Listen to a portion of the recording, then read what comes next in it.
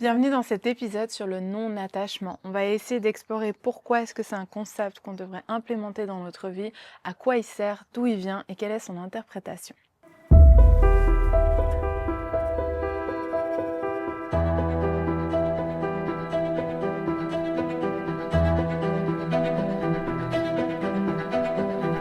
Bienvenue dans Anatomie de la joie, le podcast qui mêle la science à la philosophie. Ici, on explore le yoga, la neuroscience et on pousse l'idée sur la compréhension de la source de nos traumas et de nos schémas de pensée. Je suis Mydia, formatrice et entrepreneur au service d'une vie remplie de sens. Mon objectif est de défier les croyances limitantes et de te transmettre les outils qui permettent d'accéder à sa réalité. Si cela te plaît, je t'invite à partager cet épisode avec tes proches qui en ont besoin, ainsi que de laisser une note et un commentaire si tu souhaites soutenir le podcast.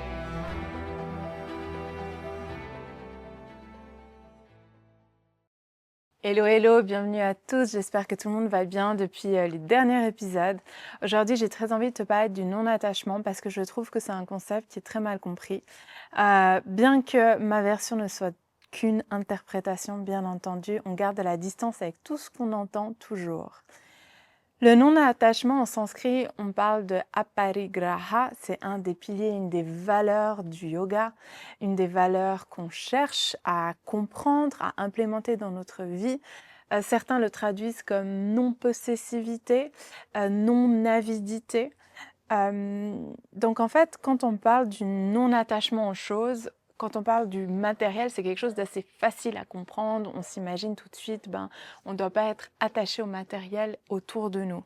Ce qui est très juste et c'est une première étape. La raison pour laquelle cette pratique est faite dans le yoga, parce que la pratique du yoga, elle n'est pas que physique, elle est aussi spirituelle, c'est aussi un style de vie, c'est une philosophie de vie. Donc on essaie de constamment appliquer ces valeurs. Cette raison, c'est parce qu'on considère qu'on essaye de se rapprocher de notre vraie nature. Et on sait que quand tu observes dans le temps, notre nature, tu te rends bien compte que nous ne sommes pas matériels. Si tu regardes une photo de toi étant petit, tu dis tiens, c'est moi, et tu regardes une autre photo de toi plus âgée ou à la retraite, tu dis c'est moi.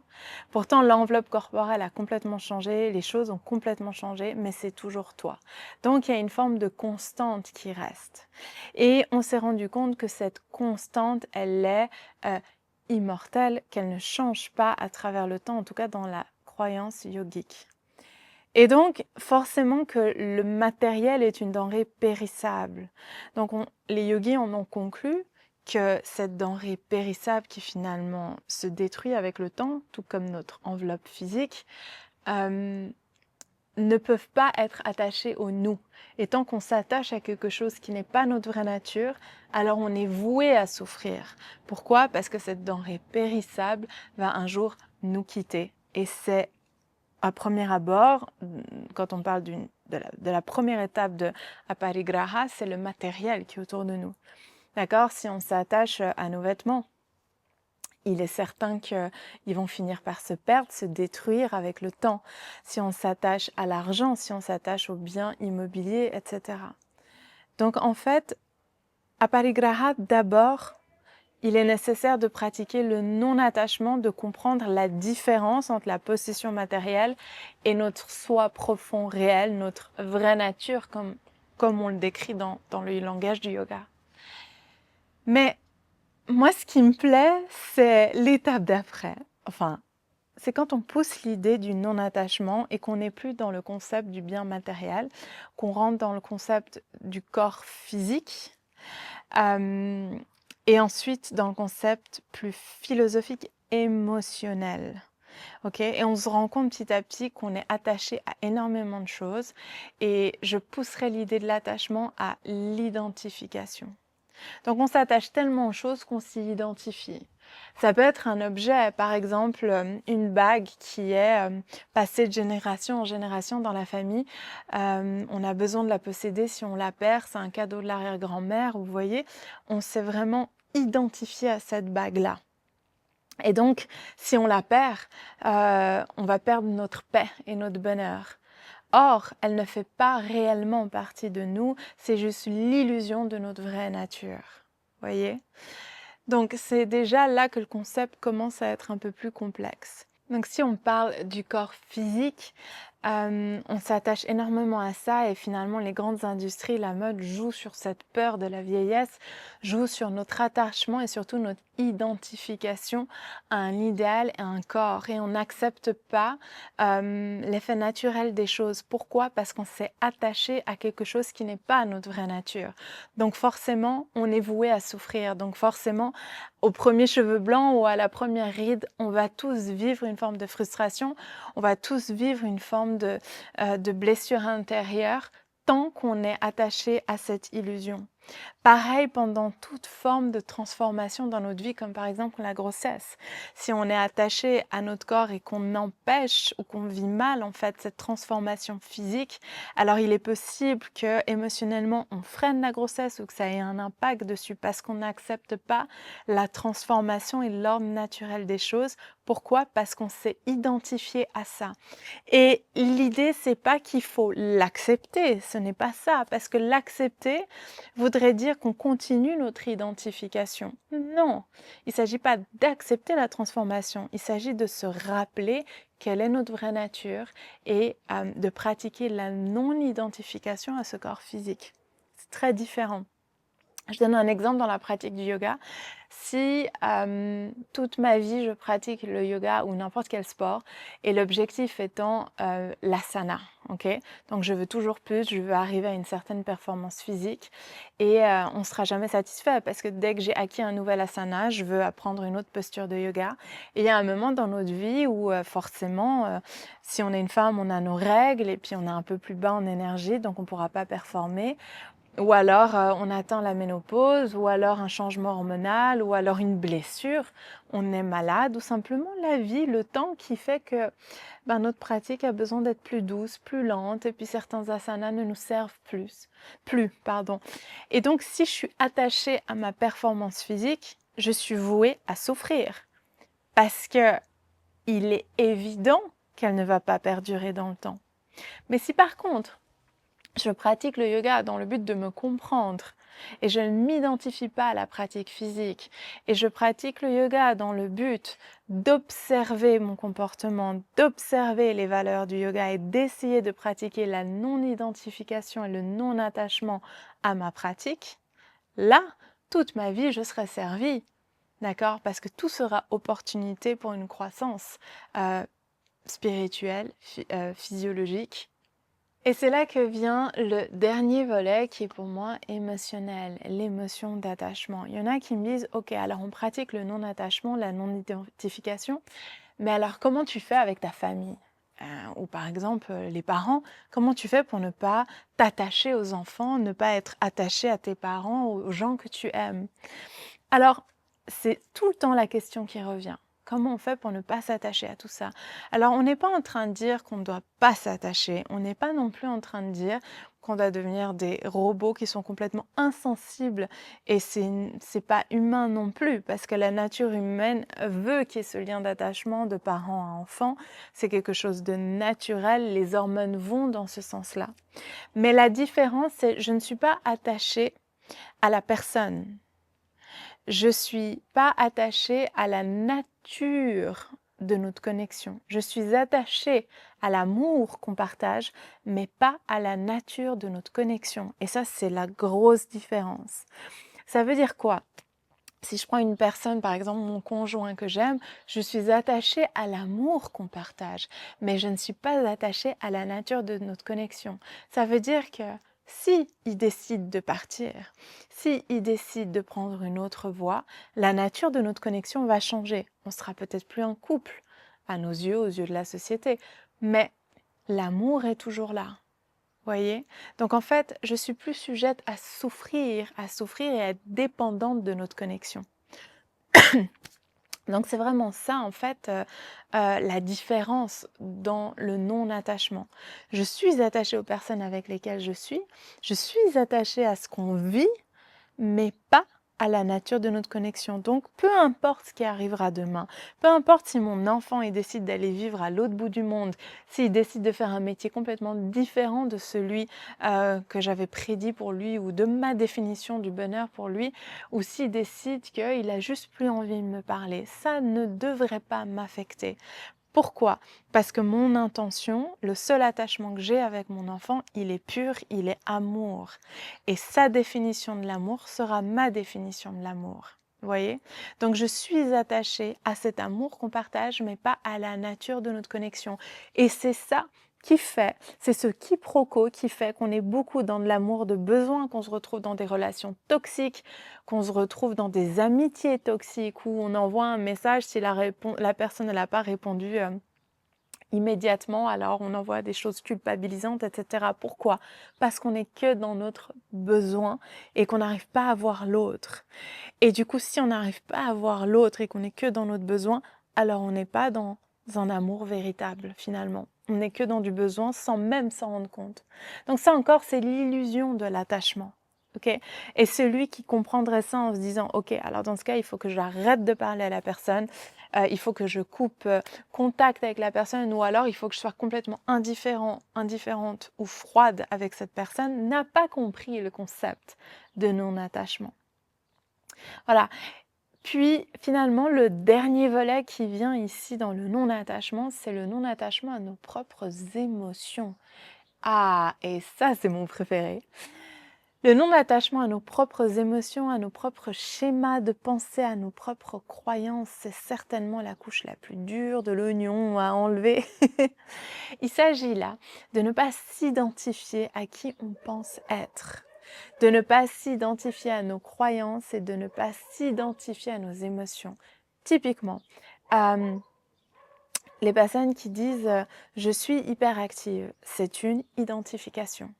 Je ne suis pas hyperactive, je fais l'expérience de l'hyperactivité. C'est là qu'est toute la différence. Et c'est souvent le problème que j'ai avec les personnes qui viennent en séance ou les parents qui disent que leurs enfants, on leur met des étiquettes. Vous voyez, j'ai ci, j'ai ça, j'ai TDA, j'ai... Alors oui, peu importe toutes ces étiquettes qu'on met, peut-être qu'elles existent, mais je ne suis pas ça. Ils ne sont pas ça. Leur vraie nature n'est pas ça. Ils en font l'expérience. Je suis une personne anxieuse. Non, tu n'es pas une personne anxieuse. Tu fais l'expérience de l'anxiété. Et c'est là toute la différence. Et ça s'appelle vraiment pour moi reculer d'un pas et s'observer comme si vraiment on sortait un peu de son corps. C'est pas une sortie de corps, j'ai pas envie d'entrer là-dedans, mais c'est un peu comme si on devient objectif à la situation et qu'on s'observe soi-même et qu'on arrive à un point où on se dit « Ah, hyper intéressant ». Quand il arrive ça à Midia, elle fait l'expérience de l'anxiété, d'accord? Donc, elle n'est pas anxieuse, elle fait l'expérience de l'anxiété. Elle n'est pas en colère, elle fait l'expérience de la colère. Et imagine, si tu es dans une situation qui, face à toi, tu es une personne qui te met en colère ou il y a un événement qui te rend triste, peu importe. Soit on subit notre émotion, on est dans notre émotion et on est dans le brouillard total. Et c'est absolument pas un état ou une zone on arrive à voir avec discernement et ça n'apporte jamais rien de bon. Pourquoi? Parce qu'on est complètement dissocié de notre vraie nature. Notre vraie nature n'est pas toutes ces émotions. Notre vraie nature fait l'expérience de ces émotions. Et si dans cette situation, tu dis « Attends, au milieu d'une dispute avec ton conjoint, par exemple, tu te dis « Attends, je fais l'expérience de la colère, mais je ne suis pas en colère. Ah, intéressant, parce qu'il a dit ça, ça a généré ça chez moi. Ok. » Automatiquement, la jauge de la colère va faire va redescendre. Immédiatement, en fait. Et tu seras plus esclave de cette émotion et les paroles qui vont suivre dans les secondes suivantes ne seront pas initiées et n'auront pas comme moteur cette émotion. Et c'est là en fait que pour moi on arrive à cette étape d'une réelle et vraie liberté. C'est la liberté de ne plus être esclave de nos émotions et que ce soit plus elles, ce ne soit plus ces identifications qui viennent diriger notre vie, diriger nos choix, nos pensées et diriger nos actions inconsciemment. Okay, parce qu'on fait beaucoup de choix dirigés par ces schémas inconscients et le but c'est de l'amener au conscient. Donc, cette non-identification à nos émotions est extrêmement importante et extrêmement puissante de la pratiquer au jour le jour, quotidiennement, même si c'est très difficile. Mais plus tu le pratiques, plus tu vas voir que les occurrences, elles vont diminuer et surtout l'intensité va diminuer. Et ça, c'est la vraie liberté. Imagine, j'adore cette image d'une tornade en fait. D'une tornade vraiment qui est là et en fait le cœur de la tornade, lui, il est calme. Il y a un point constant de clarté et de discernement qui voit tout, qui voit le tumulte mais qui n'est pas tumulte, qui observe le tumulte mais qui ne l'est pas. Et on a constamment des choses dans notre vie, des rappels. On a par exemple toutes nos blessures passées ou tout ce qu'on a hérité de notre transgénérationnel, chacun différent, qui viennent nous titiller pour nous réveiller ces émotions-là. Et on a cette colère ou alors nos peurs, nos craintes, nos insécurités qui viennent nous éloigner de cet épicentre finalement. Et plus je m'éloigne du cœur de la tornade, plus je vais sur les extrémités, plus le tumulte est violent. D'accord? Plus ça tourne vite, plus je suis dans la tempête. Et moins j'arrive à voir clairement. Mais dès que tu commences à pratiquer le non-attachement et la non-identification à tout ce que tu vis émotionnellement, alors ton esprit revient au centre. Et c'est là que tu arrives à trouver ce que j'appelle une verticalité. Donc tu peux te connecter à la terre, tu peux te connecter au ciel et tu es dans une autre dimension. Tu es plus dans cette horizontalité où tu es pris dans ta tempête et que tu n'arrives finalement pas à voir avec discernement et clarté. Et la seule chose qui parle et qui régit ta vie, ce sont tes émotions. Pourquoi? Parce qu'on s'y est identifié. Donc voilà, c'est un peu ma vision du non-attachement et petit bonus de fin, quelque chose que j'utilise énormément quand je pratique le non-attachement. Je décide peut-être, ok, cette semaine, je vais observer à quoi je suis encore attachée, à quoi je me suis encore identifiée, parce que c'est un travail sans fin. Et concernant ma pratique du yoga, j'ai beaucoup observé et je me suis rendu compte que j'ai été attachée à ma pratique du yoga. Et même ça, même quelqu'un qui pratique le yoga tous les jours, on te dit 6 jours sur 7 en Ashtanga Yoga, déroule ton tapis. Mais si tu te rends compte que si tu n'as pas ce moment-là, alors tes émotions dans la journée, c'est un tumulte, ou ton corps est beaucoup trop rigide dans la journée parce que tu as besoin de ta pratique du matin, alors attention, tu as créé une autre programmation et tu t'es identifié à cette pratique également. Et il serait intéressant de l'arrêter, de vivre sans yoga pendant quelques semaines, voire un mois, créer une forme de sevrage, d'observer l'inconfort que ça crée. Et toutes les émotions qui vont finalement venir à la surface suite à ça vont être tout ce que le yoga t'a caché. Parce que notre pratique du yoga peut aussi être un obstacle à ça. L'illusion, elle est toujours au coin de la rue. Ok, pareil avec la méditation. Souvent, on se dit qu'on a besoin de la méditation parce qu'on se met sur une fréquence. Ok, mais il serait intéressant de voir qu'en est-il si tu n'as pas ce moment de sérénité, si tu n'as pas... Est-ce que tu es devenu dépendant ou dépendante de cette pratique-là? Est-ce que tu as besoin de cette fréquence? Au même titre que nos bracelets de protection ou nos colliers de protection pour pas attirer les mauvaises énergies ou se nettoyer ou créer une purification. C'est la même chose. Comment tu fais si tu l'as pas? Okay. Et c'est là qu'on commence à entrer dans l'autonomie, la pleine conscience, le discernement et prendre du recul avec tout ce qu'on ressent, tout ce qu'on vit, l'attachement à tout. Et il faut aller dans cette forme d'insécurité. Si je suis attachée à ma sécurité physique et que j'ai besoin de ma maison bien rangée, il serait intéressant que j'y laisse un peu de bordel, juste pour observer mon comportement dans le bordel. Et c'est quand je m'y détacherai complètement que j'arriverai à nouveau à y rentrer, mais sereinement. Nettoyer ma maison, ce sera parce que je suis dans le respect de ma maison et pas parce que si elle n'est pas nettoyée, c'est une source d'anxiété. Dans le premier cas, je suis libre. Dans le deuxième cas, je suis esclave de mon émotion. Voilà, j'espère que cet épisode t'a plu, qu'on a amené un peu plus de matière au non-attachement, à la non-identification, à aparigraha, et que ça t'aura donné envie en fait d'aller explorer ça dans ta vie de tous les jours. N'hésite pas à partager cet épisode avec une personne autour de toi qui en aurait besoin, de m'écrire en commentaire ou alors en message privé, peu importe, je serai toujours ravie de partager sur le sujet. Merci pour ton écoute et à tout bientôt.